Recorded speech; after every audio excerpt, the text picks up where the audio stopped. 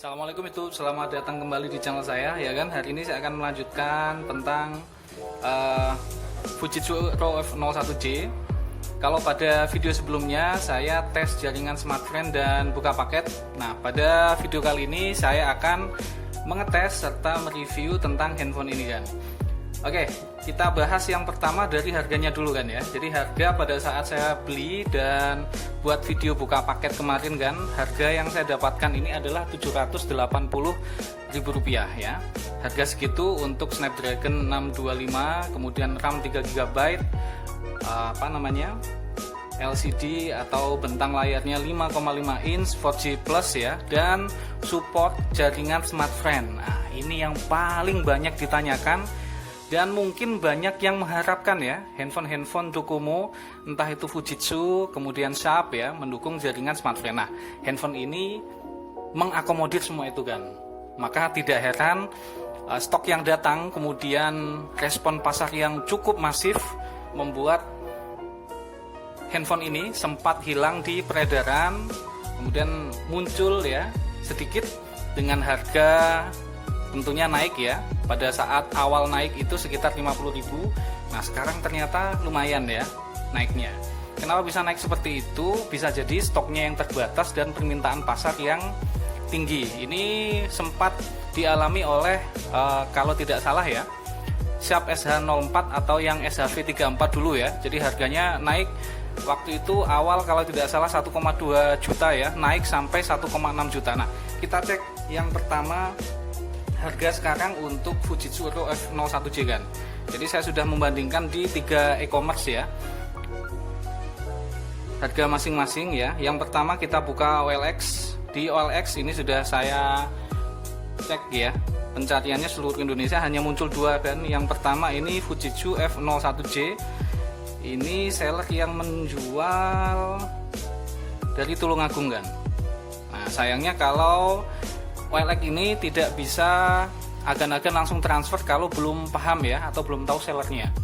Jadi ini hanya sebagai pembanding saja kan. Kemudian ada juga yang menjual seharga 1,1 juta kan. Oke, kemudian yang kedua ini saya cek di Tokopedia. Di Tokopedia saya temukan 2 ya. Yang pertama ini kelihatannya user ya, lecet. Ini dijual 750.000. Kemudian yang kedua ini dijual dengan harga 899.000 ya, atau 900.000. Terakhir di Bukalapak kan. Jadi di Bukalapak ini, nah ini ya harga yang masih kelihatan stoknya banyak ya. Ini ada di Kutai Kertanegara, dijual 900 ngeblat ya ini ya, 950.000. tentunya belum termasuk ongkir kan. Kalau sama ongkirnya, kalau dari Kuta ya sekitar segini kan. Oke, itu untuk harganya dulu kan ya. Jadi ya hukum pasar lah ya, hukum ekonomi lah ya. Jadi kalau permintaan banyak sedangkan stok itu sedikit, maka mau tidak mau ya harganya pasti naik kan.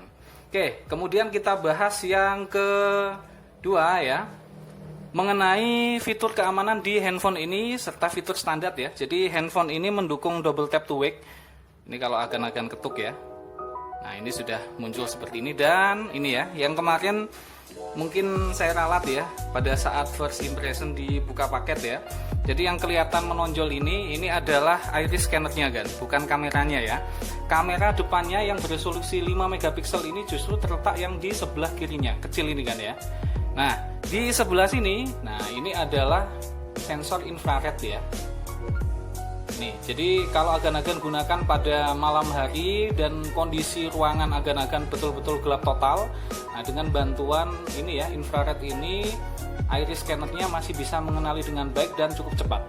Nah, ini kalau saya buka tanpa menggunakan iris scanner ya, muncul pola. Nah, sekarang kita tes. Nah, langsung terbuka kan. Cuma kelemahannya ini tidak bisa dalam posisi off kan ya. Jadi harus dinyalakan dulu, muncul seperti ini. Nah, ini langsung ya, cukup cepat. Oke. Itu untuk fitur keamanan dan apa ya? Kalau diawali dengan membuka handphone ya, mungkin itu sangat cukup berguna kan ya. Oke, kemudian kita bahas selanjutnya adalah ini yang paling sering ditanyakan, daya tahan baterainya kan. Jadi kalau agan-agan lihat di spesifikasi ya, yang hanya tertera 2850 mAh ya, mungkin banyak yang mengatakan baterai segitu kecil ya, baterai segitu pasti cepat habis, yang 3000 mAh saja loyo ya. Nah ini berbeda cerita kalau menggunakan Snapdragon 625 kan ya. Ini kemarin saya tes dengan menggunakan PCMark baterai. Ini tidak setiap handphone saya tes seperti itu kan ya, karena tesnya cukup lama dan saya harus menunggu ya, kalau gagal ngulang lagi dari awal. Ini kemarin sudah saya screenshot ya. Nah ini untuk screen on time-nya tembus 9 jam 1 menit ya. Ini versi PCMark baterai. Dan memang saya rasakan handphone ini cukup awet digunakan ya. Jadi untuk pemakaian intens, cukup intens, itu masih kuat seharian lah ya. Kalau agan-agan menggunakannya standar ya, sesekali sosmed, kemudian untuk foto-foto ya, nah itu bisa 1 hari lebih kan. Oke, kemudian nah ini untuk jaringan ya, yang tadi saya katakan ya. Nah ini jaringannya sudah menggunakan SmartFriend dengan lancar. Ini saya buka dulu. Ini saya matikan kan ya. Nah ketika agan-agan sudah mengisi APN, nah ini langsung muncul 4G Plus ya ini ya. Setting APN-nya tidak bisa pakai yang unit yang saya dapatkan ya, tidak bisa menggunakan yang APN standar dari SmartFriend. Jadi saya ambil yang versi modifikasi ya. Jadi kalau akan cari di Google ya, petunjuk untuk pengisian APN, nah itu pilih yang kalau tidak salah mengisi 5 kolom kan. Nah itu ya. Kemudian berikutnya ini soal operating system ya, atau OS-nya. Jadi setelah saya dapatkan handphone ini, muncul notifikasi update ya, sebanyak 3 kali. Yang pertama itu agak kecil kan ya, sekitar 100 MB-an ya. Kemudian yang kedua ini cukup besar. Di update yang kedua itulah up ya, dari Nougat ke Oreo. Kemudian update 1 kali lagi untuk pet security. Nah ini kalau akan lihat ya, phone-nya. Nah ini ya, dia sudah Android 8.1. Menurut saya ini sudah update yang paling bagus kan. Jadi untuk handphone seharga di bawah 1 juta ya, kita anggap saja ini sekarang di bawah 1 juta, sudah dapat security patch terbaru ya, Januari 2019 ya. Ini bisa dikatakan cukup up to date. Androidnya 8.1 ya, yang Asus Zenfone Zoom saja itu masih 8.0 kan. Nah ini sudah 8.1, tentunya sudah lebih disempurnakan untuk versi Oreo-nya kan. Oke, kita bahas kalau tadi masalah screen on time-nya, kemudian durasi pengecasannya kita tes kan. Ini saya sudah punya power bank biasanya ya. Nah, kalau dari prosesornya sendiri Snapdragon 625 itu sudah support quick charge ya, 2.0 sebenarnya, tapi tidak semua handphone yang menggunakan chipset itu dibuka fiturnya untuk mengaktifkan fitur quick charge ya. Karena itu kalau tidak salah juga harus berbagi royalti juga ke Qualcomm. Jadi developer itu tidak semuanya mengaktifkan di lock ya. Nah ini kalau akan lihat, dia hanya tertera charging saja, tidak muncul charging rapid atau pengisian cepat kan. Ini cepat ya kalau pakai iris scanner ya. Nah durasi pengecasannya bagaimana? Durasi pengecasannya kemarin saya sempat coba untuk mengecas dari posisi 19% ke 100% ya, menggunakan charger standar 2 ampere. Itu sekitar membutuhkan waktu ya 1 jam 45 menitan kan, hampir 2 jam ya, itu sudah penuh ya. Menurut saya dengan kapasitas baterai yang seperti itu ya cukup standar ya, umumnya memang segitu kan. Oke, berikutnya kita bahas ini ya, kelengkapan sensor. Ini sudah paket komplit kan. Ini layarnya kalau tidak salah sudah Corning ya, tapi saya belum cek detailnya apakah versinya itu 3 ya, Gorilla Glass 3 atau Gorilla Glass 2 ya. Layarnya sebenarnya ini sudah diproteksi, tapi ya namanya digunakan di keseharian kan, jadi sangat rawan ya, lebih baik dipasangkan tempered glass ya. Saya cek juga sudah ada yang menjual dan sudah ada persamaan silikon case-nya kan. Jadi lebih baik diamankan sebelum terjadi insiden yang tentunya akan merugikan agan-agan. Oke, berikutnya ini ya, speakernya kan. Kalau kemarin saya katakan mungkin antara ini atau ini ya, ternyata speakernya letaknya hanya satu kan di sini. Jadi earpiece sekaligus ini sebagai speaker.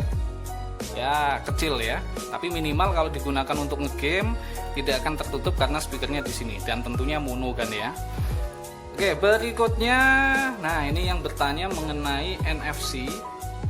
Saya aktifkan dulu NFC-nya. Sudah aktif ya ini ya. Oke, kita coba kecepatannya.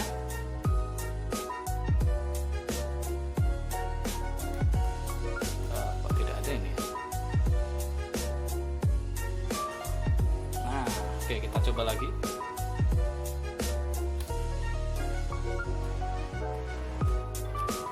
Ya, agak lambat kan ya, nempelkannya di sebelah sini ya. Harus posisinya seperti ini. Ya, untuk NFC tidak ada masalah, lancar kan? Berikutnya kita coba untuk USB OTG. Ini pakai micro kan ya?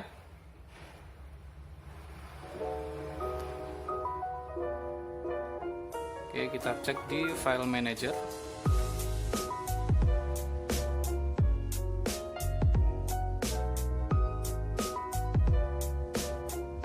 Ini ada pilihan ya, jadi tidak langsung muncul kan, harus dikonfirmasi dulu.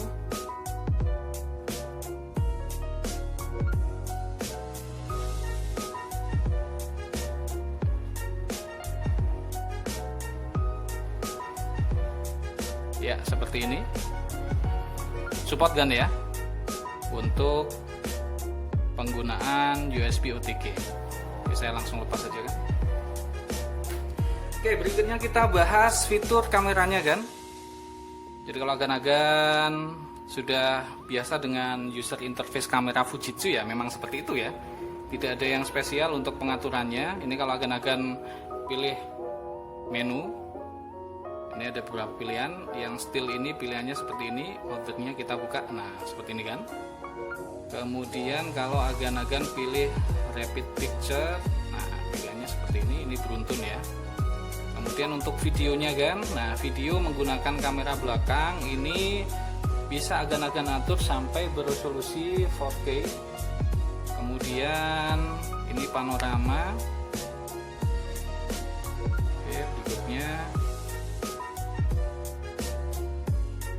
ini QR code ya, ini ada exposure-nya juga. Ini tidak ada opsi untuk manual kan ya. Ya mungkin hanya ini ya, white balance dan black and white. Oke, kita lihat kamera depannya kan. Kamera depan beresolusi 5 megapiksel. Ini ada beberapa pilihan kan. Ini untuk videonya sendiri sudah support sampai resolusi Full HD kan ya. Ini ya. Nah, seperti itu. Oke, hasilnya seperti apa kan? Silakan simak video berikut. Ini saya tes lagi kamera belakang untuk merekam video. Hari ini saya berada di Pantai Gemah. Ini saya rekam pakai resolusi Full HD ya. Kalau tadi 4K, ini sekarang Full HD. Kita coba tes masuk. Ayo masuk.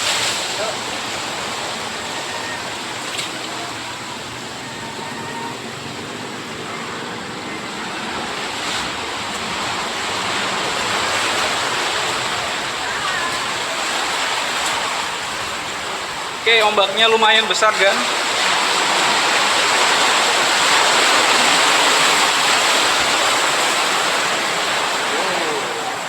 Ya kan, ini adalah hasil perekaman menggunakan kamera belakang Fujitsu F01J. Ini ada pilihan maksimum sampai resolusi 4K kan. Oke, kita coba sambil jalan kan ya. Saya coba agak berlari sedikit.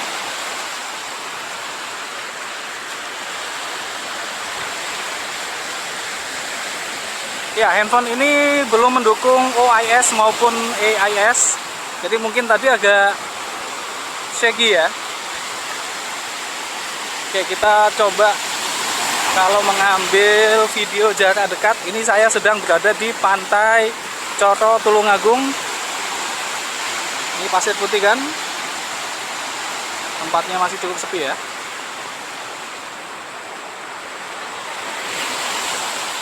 Oke, kita lihat detail warnanya.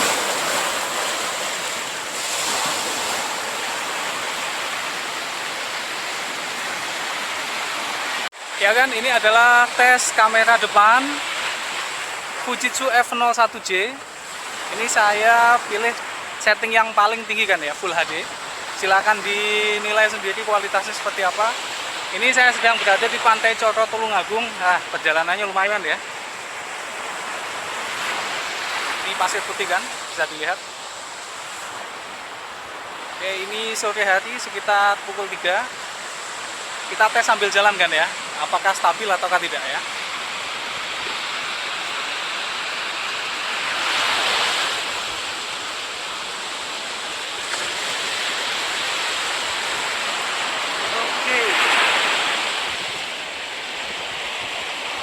Oke, cukup kan ya.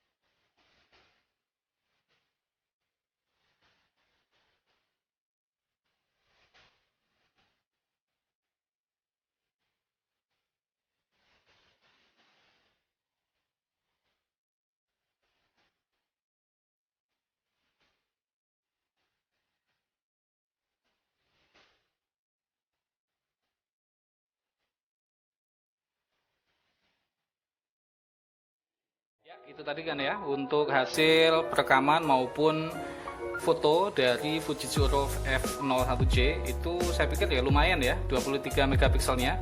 Untuk yang video buka paket ya, saya lupa untuk mengatur resolusinya. Jadi sejumlah size yang saya fotokan kemarin itu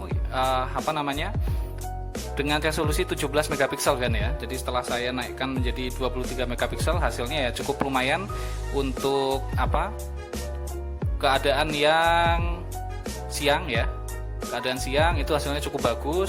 Sedangkan untuk agak indoor ya atau agak malam itu ya biasa-biasa saja ya, tidak ada yang spesial kan ya. Oke, terakhir kita tes Antutunya belum kan ya. Antutunya setelah update ke 8.1 Oreo mendapatkan skor 78 ribuan ya, lumayan.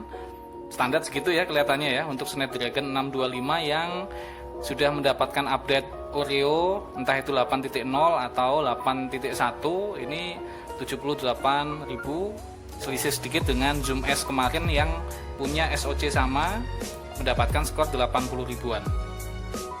Oke, berikutnya kita lihat pengaturan di PUBG. Ini tidak saya tes sampai selesai kan ya, jadi hanya pengaturan awal saja. Agan-agan bisa lihat yang disarankan oleh developer game ini untuk Fujitsu F01J ini, settingan defaultnya apa ya. Tidak saya tes sampai selesai karena sudah banyak YouTuber lain yang membahas, bahkan sampai ada yang 20 atau 15 menit ya khusus untuk game ini. Jadi silakan nanti agan-agan lihat di channel mereka masing-masing ya. Oke, ini yang saya rasakan memang cukup worth to buy kan. Katakan memang harganya sampai menyentuh hampir 1 juta ya. Ini saya pikir masih lumayan worth it ya. Ya kalau agan-agan tidak ingat-ingat kalau handphone ini ya awal dijual 780 mungkin ya lumayan worth it lah ya. Prosesornya tidak terlalu jadul ya. Bahkan ada handphone baru yang dijual masih menggunakan SoC Snapdragon 625. Jadi menurut saya masih cukup lumayan harganya. Kemudian untuk ketersediaan aksesoris juga agan-agan bisa cari lumayan ya. Minimal untuk tempered glass itu sudah ada kalau tidak salah yang presisi bawaan ya, seperti bawaan memang dikhususkan untuk ini. Dan untuk case-nya bisa pakai persamaan, itu sudah ada yang membahas juga di channel lain. Silakan agan-agan bisa lihat. Oh, ini masih mendownload kan ya. Oke, nanti kita lanjutkan setelah ini sudah selesai kan. ini dia tampilan awal yang disarankan ya ketika menggunakan handphone ini oleh developer PUBG Mobile-nya kan ya. Ini tertulis ya, graphic have been to set low based on your device. Jadi yang disarankan PUBG ini yang versi low ya, Snapdragon 625 di tahun 2019 ini ya. Dukungan gamenya memang tidak setinggi penerusnya ya di Snapdragon 636. Oke, itu kan ya untuk terkait dengan gamenya. Nah, konklusinya atau kesimpulannya bagaimana? Kalau menurut saya, dengan harga di bawah 1 juta mendapatkan spesifikasi seperti ini kan, Snapdragon 625, RAM-nya 3 GB, layarnya ya 5,5 inch, sudah dapat sertifikasi anti air ya. Kemudian jaringannya 4G Plus, ini jarang-jarang loh kan. Zenfone Zoom S yang kemarin saja ini masih belum 4G Plus. Ini sudah 4G Plus, sudah support jaringan smartphone juga. Baterainya juga lumayan awet ya, sekalipun di atas kertas tertulisnya hanya apa namanya ini 2850 mAh.